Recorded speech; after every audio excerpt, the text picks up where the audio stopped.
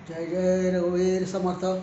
सुखासारखे पूर्ण वैराग्य ज्याचे, वसिष्ठा परे ज्ञान योगेश्वराचे. कवी वाल्मिका सारिखा मान्य ऐसा, नमस्कार तया सद्गुरु रामदासा. जय जय रघुवीर समर्थ. समर्थ रामदास स्वामी रचित मनाचे श्लोक क्रमांक 47 आपण आज पाहणार आहोत. काय म्हटलंय? मनी लोचने श्री हरे तोची पाहे, जनी जाणता भक्त होवो निराहे. गुणी प्रीती राखे क्रमो साधनाचा, जगे धन्य तो दास सर्वोत्तमाचा श्रीराम. मना सज्जना राघवे वस्ती कीजे, असे चौथा चरण असलेले श्लोक मागे आपण बघितले. असे एकत्र 5 श्लोक आहेत. आता 47 पासून पुढे जगी धन्य तो दास सर्वोत्तमाचा असा चौथा चरण असलेले मनाचे श्लोक आपण पाहणार आहोत. यामध्ये समर्थ आपल्याला वेगवेगळ्या प्रकारची उदाहरणे देऊन आपल्या मनावरचं आलेलं मळप दूर करतात. आत्तापर्यंत आपण जेवढं पण आयुष्य जगलेलं असू, याच्यापुढे आपण कशाप्रकारे आयुष्य जगायला पाहिजे, की जेणेकरून आपल्या हातून आपलं हित जे आहे ते सुटून जाऊ नये, यासाठी समर्था कळकळीने आपल्याला सांगत आहेत. मनी लोचनी श्रीहरी तोची पाहे. लोचनी म्हणजे चर्मचक्षु, म्हणजे हे डोळे. या डोळ्यांनी आपण बाहेर पाहतो, बाहेरच्या सृष्टीचं ज्ञान घेतो. तिथे त्या ज्ञानामध्ये श्रीहरी म्हणजेच ही सर्व सृष्टी त्या श्रीहरीने रचलेली आहे, त्याचीच रचना आहे. अशा त्या सृष्टीकडे पाहून तिचं ज्ञान ग्रहण करून त्या सृष्टीमध्ये लपलेल्या श्रीहरीकडे पाहायचा प्रयत्न करावा. म्हणजेच चर्मचक्षु आपल्याला दिलेले आहेत ते बाह्य सृष्टीकडे बघायचं आहे आणि त्यामध्ये लपलेल्या श्रीहरीला नभुयावरेनो अणुरेणू काही, रिता ठावया राघवे वीण नाही, याच्यावरती लक्ष केंद्रित करून त्या श्रीहरीला पाहण्याचा प्रयत्न केल्याने आपले ज्ञानचक्षु विकसित करून घ्यायचे. डोळ्यांचा उपयोग म्हणजे ते तेजतत्व आहे. तेजतत्व म्हणजे ज्ञान.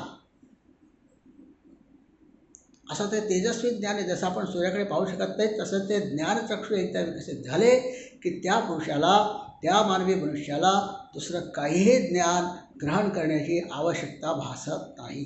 म्हणून म्हटलं आहे, मनी लोचने श्रीहरी तोची पाहे, जनी जाणता भक्त होऊ निराहे.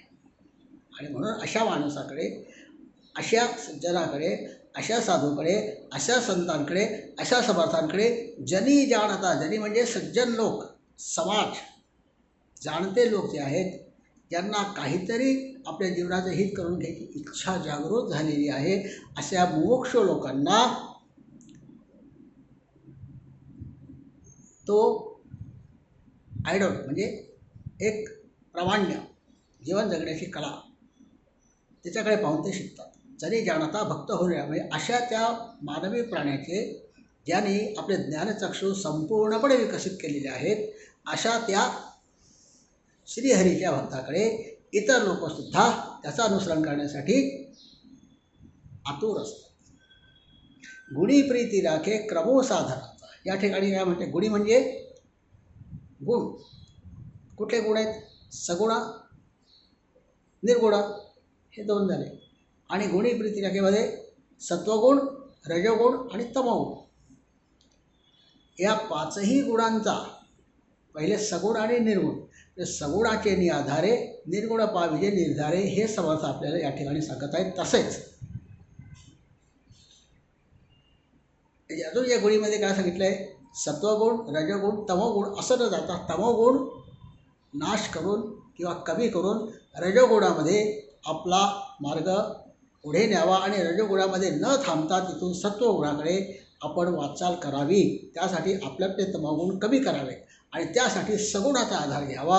आणि त्यासाठी मुख्य आधार कशाचा आहे? तर क्रमो साधनाचा.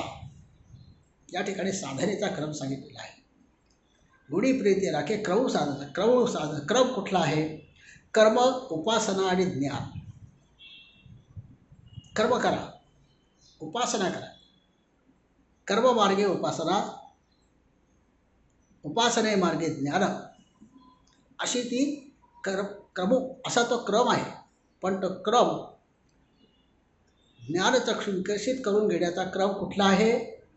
सगुणाकडून निर्गुणाकडे जाण्यासाठी तमोगुण, रजोगुण आणि सत्वगुणामध्ये स्थिर राहून कर्म करणे आणि त्या मार्गे आपली उपासना, आपल्या सद्गुरूंनी आपल्याला दिलेली उपासना निष्ठेने करणे आणि त्यामुळे तुमचे ज्ञानचक्षु विकसित होतात. हे मानवी मना, हे तू नीटपणे लक्षात ठेव.